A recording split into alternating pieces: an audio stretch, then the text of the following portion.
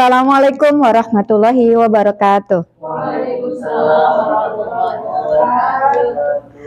Terima kasih teacher dia semuanya sudah datang pada diseminasi saya berkaitan dengan modul budaya positif.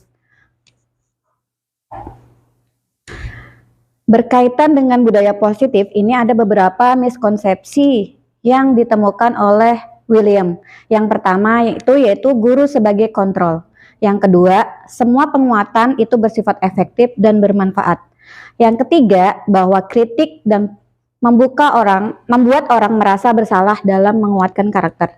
Yang keempat, yaitu bahwa orang dewasa memiliki hak untuk memaksa. Nah, sebelumnya ada nggak yang tahu apa sih disiplin positif itu? Disiplin, kalau menurut teacher semuanya disiplin itu apa sih? Disiplin, melakukan sesuatu sesuai dengan aturan rules-nya. Melakukan sesuatu sesuai dengan rules-nya. Ada lagi? Mungkin dari teacher yang boys-nya ada? Disiplin apa sih? Mr. Yunus? Disiplin itu bicara masalah rasa malu dan bertanggung jawab terhadap apa yang sudah ditugaskan. Oke, terima kasih. Next ke slide selanjutnya. Nah, di sini makna disiplin ini ada dua hal. Menurut Ki Hajar, bahwa disiplin ini itu sesuatu yang berasal dari sendiri dan sifatnya memaksakan. Kemudian yang kedua, menurut Dian, disiplin itu adalah belajar, di mana seseorang harus paham betul alasan mengapa mereka mengikuti aturan tertentu, sehingga motivasi di dalam dirinya itu mulai terbangun atau muncul. Nah, berkaitan dengan disiplin tadi, ada beberapa nilai yang harus kita pahami. Selama ini ketika kita menerapkan disiplin, mungkin ada beberapa kita yang belum mengerti kenapa sih kita harus dalam disiplin itu kita harus menerapkan nilai-nilai kebajikan. Nah, di mana nilai-nilai kebajikan ini ada 6. Yang pertama, profil pelajar Pancasila. Yang kedua, IBO Primary Year Program. Yang ketiga, 9 pilar karakter. Yang keempat, yaitu petunjuk hidup dan keterampilan hidup. Yang kelima, The 7 Essential Virtue. Yang keenam, yaitu project nilai kebajikan. Nah, berkaitan profil pelajar Pancasila, ini sudah kita lakukan ya, alhamdulillah di sekolah kita. Nah, itu ada 6 karakter yang harus dimiliki, yaitu kebinekaan global, gotong royong, kreatif, bernalar kritis, mandiri, beriman, bertakwa kepada Tuhan Yang Maha Esa, dan berakhlak mulia. Yang kedua yaitu IBO Primary Years Program, di mana harapannya murid itu bisa memiliki jiwa toleransi, rasa hormat, integritas, mandiri, menghargai, antusias, empati, dan lain-lain. Next. Yang ketiga yaitu 9 pilar karakter Indonesia, di mana ada cinta Tuhan dan segenap ciptaannya, kemandirian dan tanggung jawab, kejujuran, diplomatis, hormat dan santun, serta toleransi dan keadilan dan kesatuan. Nah, yang keempat yaitu terkait petunjuk hidup dan keterampilan hidup. Di sini ada 2, yaitu berkaitan petunjuk hidup ada beberapa, ini banyak ya teacher. Kemudian berkaitan dengan keterampilan yang harus dimiliki siswa, itu salah satunya dari percaya, lurus hati, pendengar yang aktif, tidak merendahkan orang lain, dan memberikan yang terbaik dalam diri. Kemudian The 7 Essential Virtue itu ada 7, empati, suara hati, kontrol diri, rasa hormat, kebajikan, toleransi, dan keadilan. Nah, berkaitan project nilai-nilai kebajikan, ini ada beberapa indikator yang bisa kita ambil ketika kita menentukan disiplin.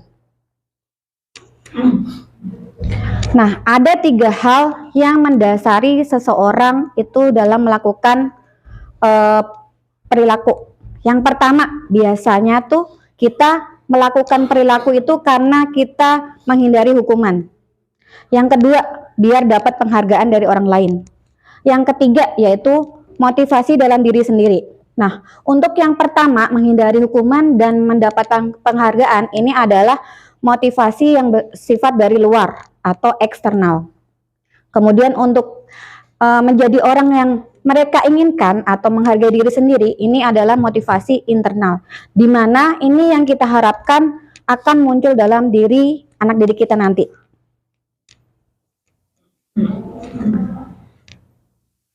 Nah, sekarang saya mau tanya, apa sih bedanya hukuman, konsekuensi, dan restitusi? Teacher Mufid mungkin. Bedanya hukuman, konsekuensi, dan restitusi. Kalau hukuman lebih ke hanya memberikan efek jerah. Kalau konsekuensi kita lebih ke refleksi kenapa dia melakukan itu, kemudian yang harus dilakukan itu apa, supaya tidak contoh melanggar peraturan. Itu sih menurut saya. Kalau restitusi? Oh iya ya, ada restitusi. Restitusi itu ini restitusi ya, betul ya? Nah, oke, kita lihat ya. Oke. Terima kasih. Mereka berdua berhubungan ya. Ya. Berhubungan baik kan mereka. Nah, kita akan bahas ya bedanya hukuman, restitusi, dan konsekuensinya. Kalau untuk hukuman, itu biasanya sifatnya menyakitkan orang lain, kemudian membuat efek jerak tadi yang disampaikan, kemudian tidak berjalan jika tidak ada perasaan takut. Kemudian yang keempat, efeknya adalah siswa akan membenci peraturan itu. Kemudian, dan yang efek paling buruknya buat anak adalah konsep diri mereka akan menjadi buruk. Kemudian modenya pasti mode paksaan, karena kita memaksa anak untuk melakukan itu. Kemudian konsekuensi ini sifatnya yaitu sesuatu yang harus terjadi. Kemudian penguatannya bisa, tapi kita hanya bisa lakukan dalam jangka pendek. Kemudian memerlukan monitoring dari guru. Sifatnya adalah menghormati peraturan. Konsep dirinya sudah mulai muncul. Kemudian efeknya apa? Yaitu ketika dia melakukan sesuatu, maka dia akan tahu akibatnya berakibat apa. Ini di konsekuensi. Selanjutnya adalah restitusi. Nah, restitusi sendiri ini adalah sesuatu yang merupakan pilihan. Kemudian yang kedua, menguatkan murid dalam jangka waktu panjang. Yang ketiga, tetap ada monitoring dan supervisi dari guru. Kemudian sifatnya lebih ke teori kontrol. Jadi kita yang anak yang menentukan sendiri konsekuensinya, mau seperti apa, pilihannya dari anak, itu adalah restitusi. Kemudian konsep dirinya akan semakin kuat karena dia yang akan mencari solusi sendiri ketika mereka melakukan restitusi. Kemudian yang keenam yaitu murid merasa lebih bertanggung jawab terhadap masalahnya. Seperti tadi yang Teacher Yunus sampaikan, kalau di sini itu melatih tanggung jawab. Ya. Nah, selanjutnya harapannya dari 3 hal tadi kita bisa menerapkan ke restitusi ya. Karena restitusi ini sebenarnya banyak manfaatnya buat kita ataupun buat siswa. Di mana restitusi ini yaitu menciptakan kondisi bagi murid untuk memperbaiki kesalahan mereka sehingga mereka bisa kembali pada kelompoknya dengan karakter yang lebih kuat. Jadi mereka tidak merasa diarahkan sama kita, tetapi ada inisiatif yang muncul dari diri siswa sendiri. Selanjutnya ciri-ciri restitusi. Yang pertama, restitusi bukan untuk menebus kesalahan, namun belajar dari kesalahan. Itu poin pentingnya. Yang kedua, restitusi ini untuk memperbaiki hubungan. Yang ketiga, restitusi itu adalah tawaran, bukan paksaan. Yang keempat, restitusi menuntun untuk melihat ke dalam diri siswa. Kemudian yang kelima, restitusi adalah cara terbaik yang bisa kita lakukan. Yang keenam, restitusi fokus mencari solusi, bukan mencari salah atau benar. Kemudian restitusi fokus pada karakter siswa. Yang ke-8 yaitu restitusi itu sifatnya menguatkan siswa sehingga di dalam dirinya nanti akan muncul motivasi intrinsik. Yang ke-9, restitusi mengembalikan siswa. yang bersalah pada kelompoknya. Jadi dia nggak merasa dianaktirikan atau nggak merasa melakukan suatu kesalahan sehingga merasa dirinya tuh paling buruk gitu. Kita menghindari perasaan itu terhadap murid. Makanya kita kalau bisa menggunakan restitusi ini. Nah, hal ini bisa kita terapkan pada saat kita membuat keyakinan di kelas.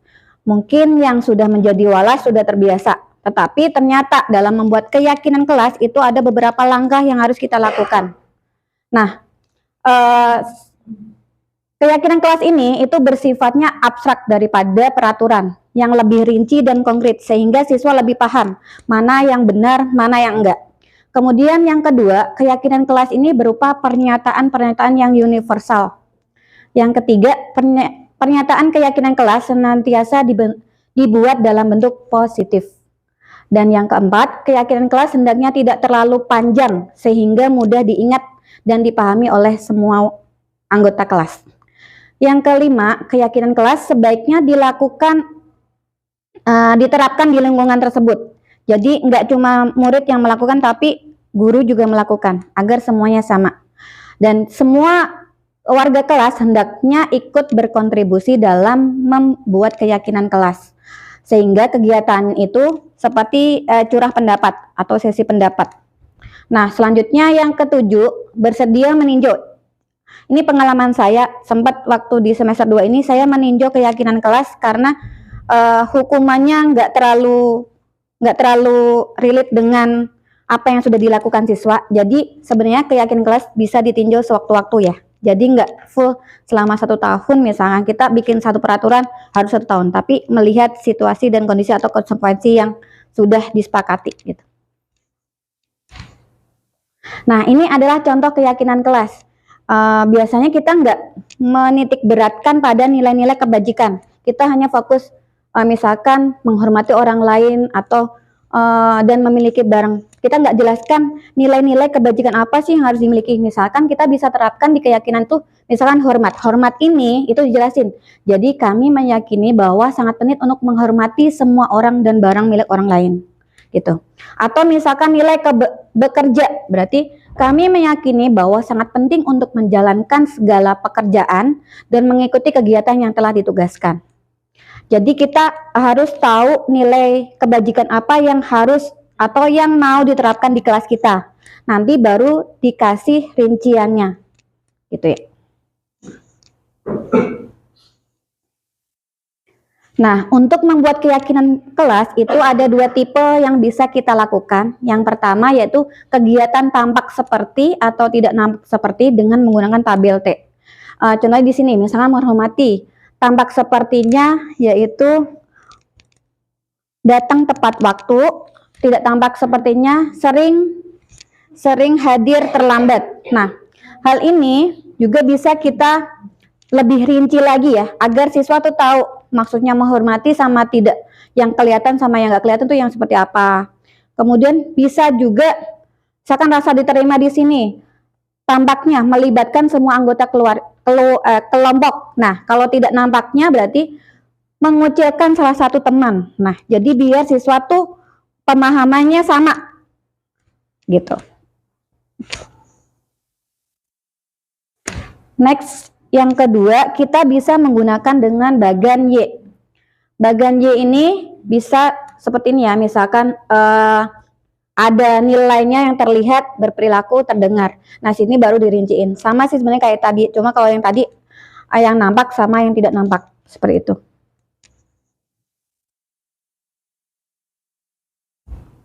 Nah, atau bisa jadi dengan seperti ini ya. Jadi tugas guru apa aja sih, tugas murid apa aja sih. Jadi biar di kelas tuh kelihatan, oh iya murid tuh harus belajar, harus mengikuti peraturan, menjalankan keyakinan kelas, mendengarkan ketika guru menjelaskan. Nah, itu termasuk tugasnya murid. Nah, tugasnya guru apa? Jadi anak didik kita tuh nggak kok kita aja sih Miss peraturannya gitu. Nah, jadi biar tahu juga tugas guru tuh apa, tugas murid apa.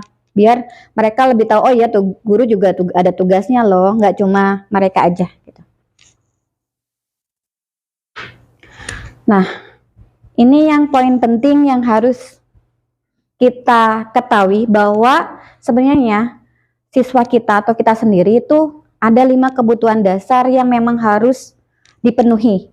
Yang pertama yaitu bertahan hidup, yang kedua kasih sayang dan diterima, yang ketiga penguatan atau pengakuan atas kemampuan, yang keempat yaitu kesenangan, dan kelima yaitu kebebasan. Biasanya ada beberapa siswa yang ketika masuk pelajaran itu tiba-tiba nggak mendengarkan guru. Nah, bisa jadi mereka itu masuk ke pengen diajak, atau aku sebenarnya bisa loh teacher, tapi karena kita nggak pernah ajak interaksi anaknya, jadinya anaknya lost gitu kan. Nah, atau misalkan seperti salah satu siswa saya misalkan, kalau misalkan nggak diingetin makan, nggak makan. Nah, itu bisa jadi kan harus kasih sayang, butuh kasih sayang. Ternyata di rumahnya dia memang perlu kasih sayang atau kekurangan kasih sayang. Jadi kita bisa tahu ketika orang lain melakukan sesuatu tuh dia kebutuhannya apa. Nah, dari hal tadi harapannya siswa kita itu mendapat dunia yang berkualitas, di mana itu tempat khusus dalam pikiran, tempat menyimpan gambaran representasi dari semua hal yang kita inginkan.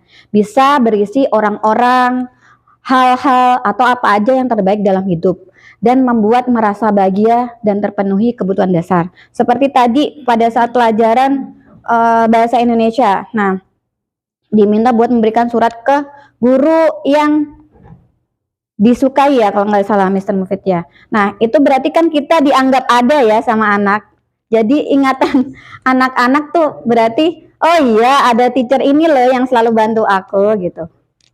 Gitu. Bisa jadi bisa masuk ke memori siswa. Syaratnya apa? Yang pertama yaitu sesuatu itu harus terasa sangat baik bagi kita dan memenuhi setidaknya 1 atau lebih kebutuhan dasar tadi. Yang kedua, tidak perlu mempertimbangkan standar masyarakat tentang apa saja yang penting dan yang tidak penting. Yang ketiga, unik dan spesifik untuk setiap orang. Jadi setiap orang pasti punya kebutuhan yang berbeda-beda.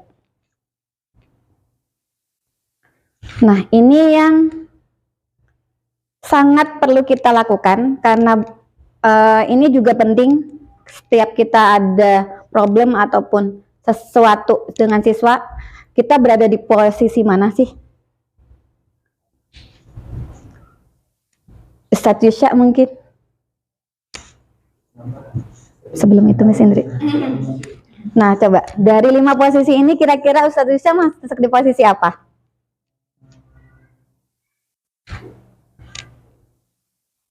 Kayaknya ada beberapa mungkin di satu kelas saya menjadi sosok teman.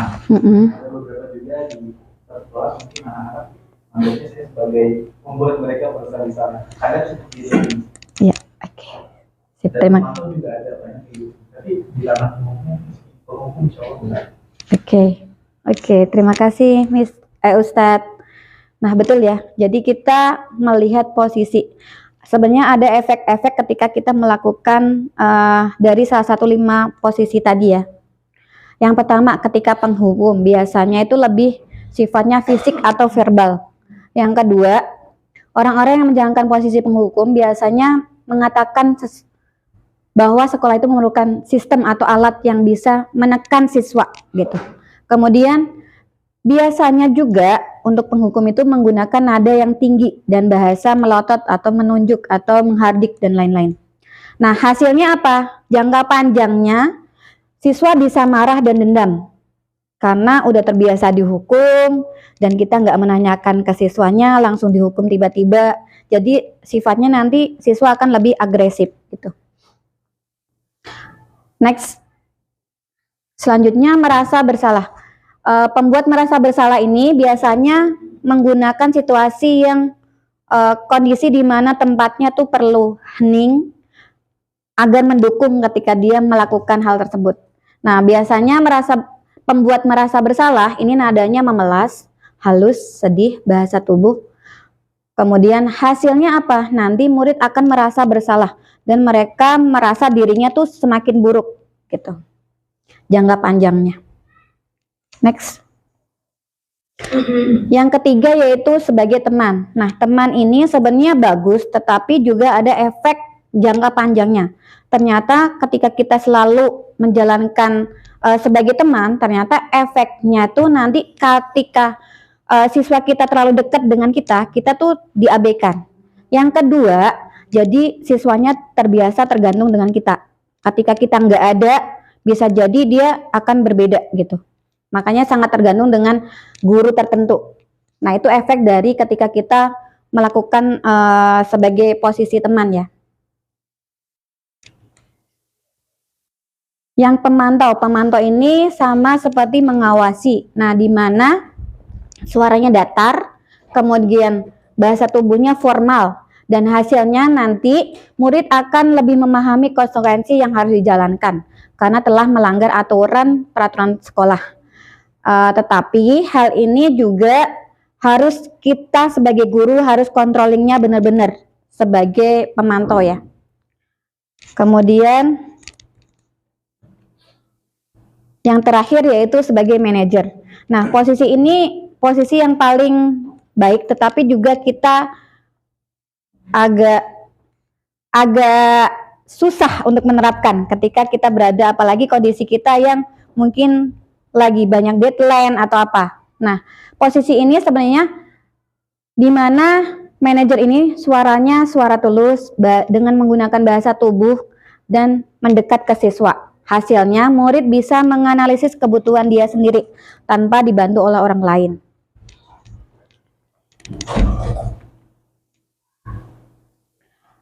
Yang selanjutnya yaitu segitiga restitusi. Di segitiga restitusi ini kita bisa lakukan saat kita melakukan problem solving dengan siswa.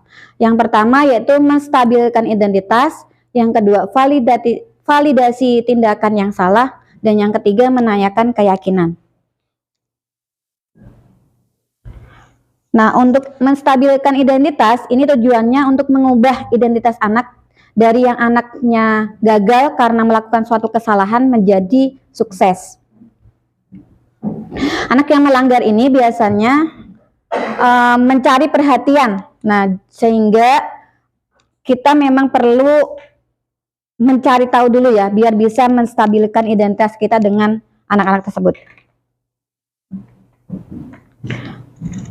Kemudian contoh kalimatnya seperti apa? Ini adalah contoh salah satu menstabilkan identitas. Yang kedua yaitu validasi tindakan yang salah. Nah, ini biasanya kita lakukan, benar ya yang kamu lakukan, atau teacher tahu kok perasaan kamu. Nah, itu salah satu contoh validasi tindakan. Selanjutnya, ini contoh kalimatnya ya.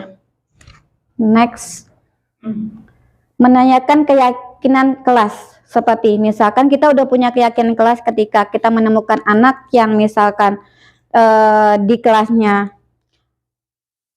tidak memerhatikan, kita bisa tanyakan lagi tentang keyakinan kelas. Apakah mereka meyakini keyakinan kelas yang udah dibuat, atau hanya enggak teacher, atau cuma sebatas mereka mendengarkan tapi tidak melakukan atau tidak meyakini. Ini adalah contoh-contoh kalimat keyakinan kelas. Nah, ini salah satu contoh saat saya melakukan segitiga restitusi.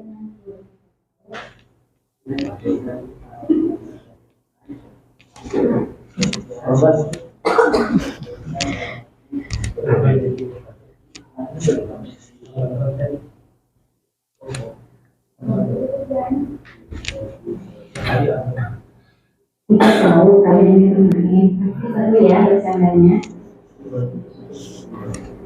Kira-kira kejadian tadi masalah nggak ya buat kalian? Baiklah, kita bukan mencari siapa yang salah, tetapi kita di sini. Nah, teacher bukan mencari siapa yang salah, ini validasi ya, termasuk validasi. Seru ya, metode berjalan, tapi baiknya tidak pas kita dilakukan dalam kelas. Kita mau tanya tentang keyakinan kelas dan keyakinan sekolah kita. Apa yang kalian yakini? Nah, ini adalah menanyakan keyakinan kelas yang dia miliki.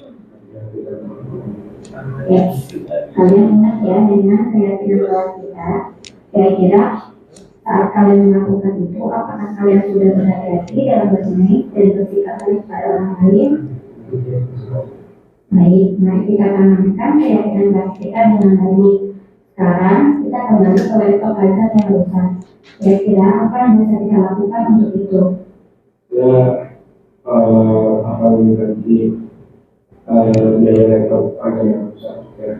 Bagaimana Azam dengan penggantian?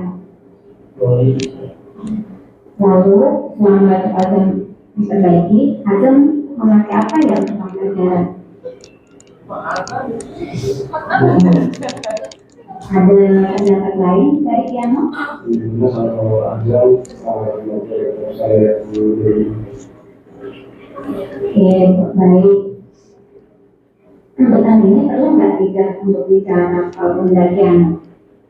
Tidak terjadi apa yang Oke, semoga hari ini jadi pembelajaran ya buat kalian. terima kasih. Sama-sama. Sekarang silakan kembali ke kelas ya. Nah, itu ya salah satunya. Nanti bisa dari contoh. Kalau Tiano dari lapangan dasari, Nah, ini contoh stimulus. saya bisa menikmati keyakinan sekolah dan hati dalam bermain. Halo, saya Azam dari kelas 8 Antasari. Setelah berdiskusi dengan Ica, untuk kedepannya saya akan menentukan pilihan yang tepat agar dapat berlaku baik kepada orang lain. Nah, ini ada studi kasus. Kelihatan nggak ya? Baca, boleh nggak diklik biar kelihatan, digedein aja. Ya, digedein. Nggak kelihatan juga ya? Nah, nanti kita sama-sama analisis ya. Nah, coba. Kira-kira studi kasus ini 5 kontrol posisi mana yang sudah dipakai oleh gurunya?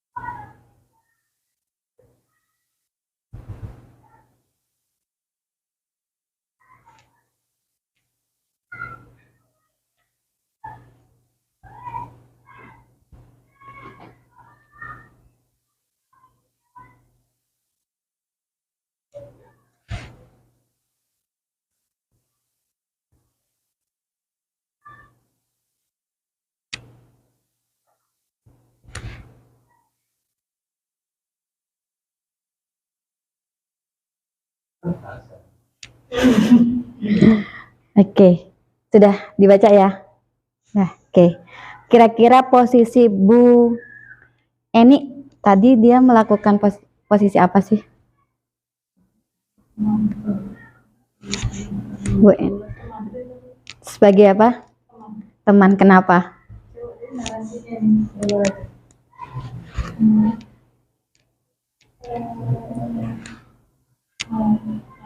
Tolong ibu, tolong bantu ibu ya, itu tuh kalimat itu kayak rada melas. Tolongin ibu dong, kamu. Nanti ibu ditegur bapak kepala sekolah kalau kalian tidak kerjakan tugas. Tuh kalimat itu kayak dia lagi ngomong. Betul. Bu Eni adalah posisinya sebagai teman karena dia menyamakan ke temannya. Sama seperti kita minta tolong ke teman, tolong dong. Nah, kalimat itu adalah salah satu kalimat sebagai posisi teman ya. Kemudian kalau Bu Santi, kira-kira kontrolnya ada posisi kontrol di mana?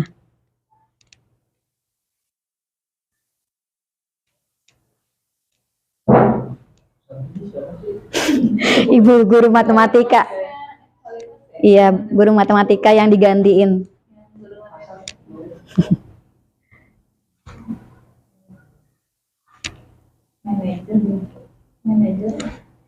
Manajer.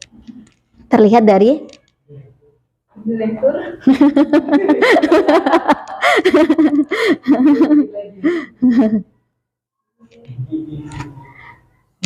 Dari pertama mobil TV ya, betul. konfirmasi itu ya. Ya, kemarin kejadiannya seperti apa? Betul. Ibu Santi ada sebagai manajer ya, mengkonfirmasi ke anaknya kemarin kejadiannya apa, kemudian apa lagi? Terus nanti menanyakan bersedia nggak memperbaiki permasalahan. Betul. Jadi dikasih panduan ya anak-anaknya sebelum, makanya dia masih bersifat sebagai manajer. Betul. Oke, itu aja dari saya. Silahkan boleh diisi refleksinya, sudah saya share di grup. Nah, pertanyaannya, bagaimana perasaan Bapak atau Ibu setelah mengetahui budaya positif ini? Ya, ditulis aja di situ, Miss Indri, bisa diklik. Di grup. Nah, nanti silahkan diisi ya.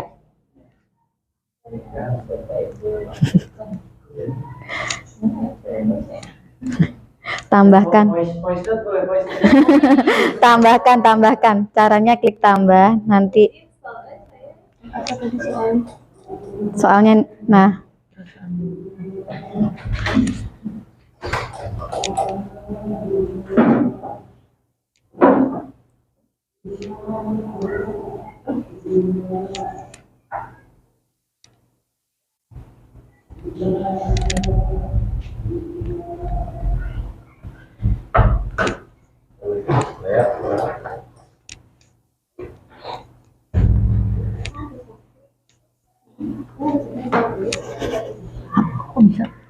Kalau yang udah punya akun biasanya bisa, tapi kalau yang belum punya akun biasanya anonim. Oh, saya nggak bisa dong. Belum, kalau anonim. Ya, klik plus dulu. Caranya buat mengisi bisa pakai plus ini dulu ya, klik plus. Iya, Padletnya di situ ya. Nah, itu udah ada Miss Winda. Ya, biasanya kalau udah punya akunnya udah ada namanya. Tapi kalau misalkan belum ada berarti nanti ditulis namanya. Subjeknya ditulis nama aja. Pertanyaannya, bagaimana perasaan Bapak Ibu setelah mengetahui tentang budaya positif? Dan apa yang akan Bapak Ibu lakukan setelah diseminasi hari ini? Boleh nggak? Semangat bisa jadi dulu. Kan Bapak yang melakukan.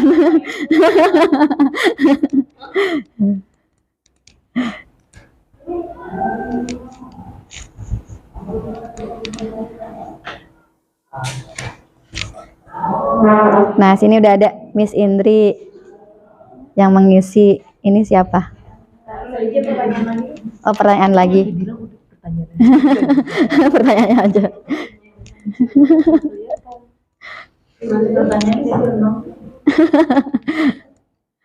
Nanti saya zoom.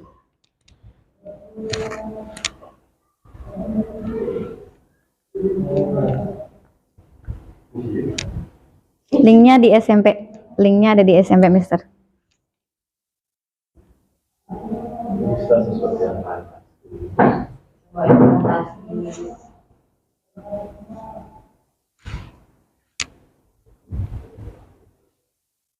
Subjek itu nama ya?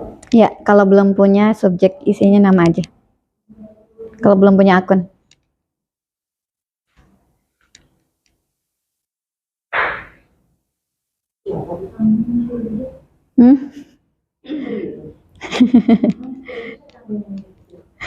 Iya, deket kan sama dikit.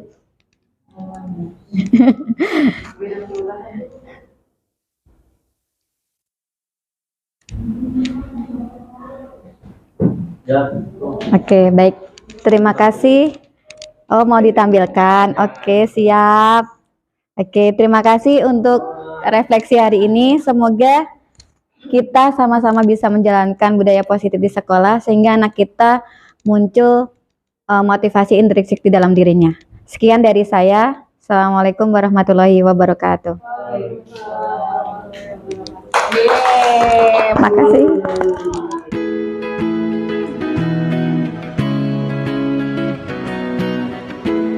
Assalamualaikum. Waalaikumsalam.